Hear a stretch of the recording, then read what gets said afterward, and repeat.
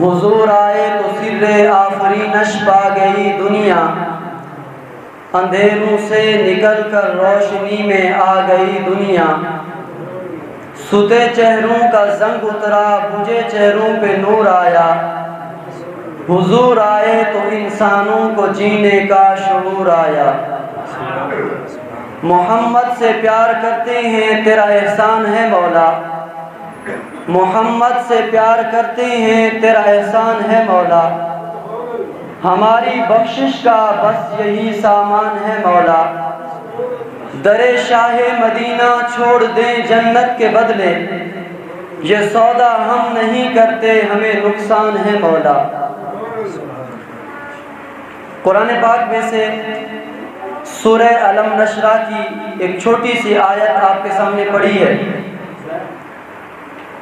پروردگار عالم فرماتے ہیں وَرَفَعْنَا لَكَ ذِكْرَكَ، محبوب ہم نے تیرا ذکر بلند کر دیا۔ تفصیل کا وقت نہیں، انتہائی اختصار کے ساتھ اس آیت کی روشنی میں چند معروضات آپ کے سامنے رکھتا ہوں۔ عام طور پر اس آیت کا ترجمہ یہی کیا جاتا ہے وَرَفَعْنَا لَكَ ذِكْرَكَ، محبوب ہم نے تیرا ذکر بلند کر دیا۔ لیکن اگر اس آیت پر غور کیا جائے تو ترجمہ کچھ یوں بنتا ہے وَرَفَعْنَا لَكَ، محبوب ہم نے تیرا ذکر بلند کیا تیرے لیے۔ محبوب ہم نے تیرا ذکر بلند کیا تیرے لیے۔ کیا مطلب؟ عزتیں بنائیں، عظمتیں بنائیں، رفعتیں بنائیں، بلندیاں بنائیں، شان و منقبت بنائی، محبوب صرف تیرے لیے۔ آپ کے بعد اگر کسی کو عزت ملے گی، کسی کو عظمت ملے گی، کسی کو رفعت ملے گی، کسی کو بلندیاں ملیں گی، کسی کو شان و شوکت ملے گی تو آپ کے صدقے ملے گی۔ وَرَفَعْنَا لَكَ ذِكْرَكَ، محبوب ہم نے تیرا ذکر بلند کیا تیرے لیے۔ کیا مطلب؟ مثال سے سمجھاتا ہوں۔ آپ کا کوئی مخلص دوست، بے غرض دوست آپ سے ملنے آتا ہے، آپ کے گھر آ کر آپ سے کہتا ہے کہ جناب میں تیرے گھر آیا ہوں صرف تیرے لیے، میرا تیرے گھر آنے کا کوئی مقصد نہیں، کوئی غرض نہیں، کسی لین دین کے لیے نہیں آیا، میں تیرے گھر آیا ہوں صرف تیرے لیے۔ تو اللہ بھی کہتے ہیں محبوب وَرَفَعْنَا لَكَ ذِكْرَكَ، ہم نے تیرا ذکر بلند کیا صرف تیرے لیے۔ میں نے کہا پروردگار اس میں راز کیا ہے؟ تو صرف اتنا بھی تو کہہ سکتا تھا وَرَفَعْنَا ذِكْرَكَ، ہم نے تیرا ذکر بلند کیا، لیکن تو نے اتنا نہیں کہا بلکہ ساتھ ایک جملہ بڑھایا وَرَفَعْنَا لَكَ، جس کا مطلب ہوتا ہے صرف تیرے لیے۔ تو مجھے جواب ملا میرے محبوب نے مجھے ایسے پکارا، میں نے بھی اس کے جواب میں اپنے محبوب کو ایسے ہی کہا۔ میں نے کہا پروردگار تیرے محبوب نے تجھے ان لفظوں میں کیسے پکارا، کب پکارا؟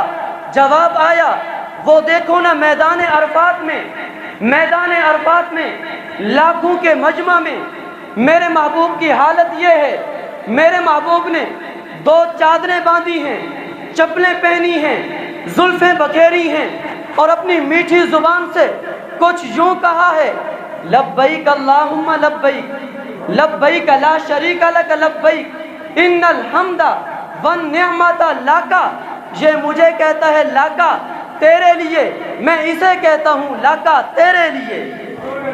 اب تو کہہ دو یار سبحان اللہ، میرے خیال میں آپ دن کو بھی سو رہے ہیں۔ یہ مجھے کہتا ہے لاکا تیرے لیے، میں جواب میں کہتا ہوں تیرے لیے۔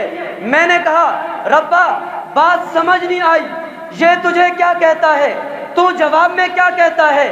پروردگار عالم کی طرف سے مجھے جواب ملا کہ میرے بندے غور کر، میرا محبوب کہتا ہے ان الحمد والنعمت لک، یہ مجھے کہتا ہے میری حمد تیرے لیے، میں جواب میں کہتا ہوں میری نعت تیرے لیے۔ محبوب مجھے کہتا ہے میرا رکوع تیرے لیے، میں جواب میں کہتا ہوں میرا درود تیرے لیے۔ محبوب مجھے کہتا ہے میرا سجدہ تیرے لیے، میں جواب میں کہتا ہوں میرا سلام تیرے لیے۔ محبوب مجھے کہتا ہے میری امت تیرے لیے، میں جواب میں کہتا ہوں میری شفاعت تیرے لیے۔ محبوب مجھے کہتا ہے ربا میری زبان تیرے لیے، میں جواب میں کہتا ہوں میرا قرآن تیرے لیے۔ محبوب مجھے کہتا ہے میری جان تیرے لیے، میں جواب میں کہتا ہوں سارا جہان تیرے لیے۔ وَرَفَعْنَا لَكَ ذِكْرَكَ، ہم نے تیرا ذکر بلند کیا صرف تیرے لیے۔ کسی شاعر نے کیا خوب کہا، یہ خمدہ رخسار جہاں تیرے لیے ہے، یہ خمدہ رخسار جہاں تیرے لیے ہے، یہ آرائش خد و خال ہستی کا سبب کون، یہ انجمن کون و مکان تیرے لیے ہے، یہ کون ہوا باعث تخلیق دو عالم۔ کہہ دو نا سبحان اللہ۔ میرا ایمان اور عقیدہ ہے ساری کائنات رب نے اپنے محبوب کے صدقے بنائی۔ رب خود اعلان کرتا ہے لولا کا ما خلقت الافلاک، محبوب اگر آپ نے نہ آنا ہوتا تو یہ میں زمین و آسمان ہی نہ بناتا۔ آپ کو پیدا کرنا تھا، آپ کو دنیا میں بھیجنا تھا، اس لیے زمین بھی بچھا دی، آسمان بھی بلند کر دیا، چاند ستارے سورج بھی بنا دیے، ساری کائنات کو جگمگا دیا، اس لیے کہ آپ کو بھیجنا تھا۔ اس لیے شاعر کہتا ہے یہ خمدہ رخسار جہاں تیرے لیے ہے، توجہ میری طرف، یہ خمدہ رخسار جہاں تیرے لیے ہے، یہ آرائش خد و خال ہستی کا سبب کون، سب تیرے لیے ہے، یہ انجمن کون و مکان تیرے لیے ہے۔ چشم تحیر نے یہ سوچا کہ فضا میں شادابی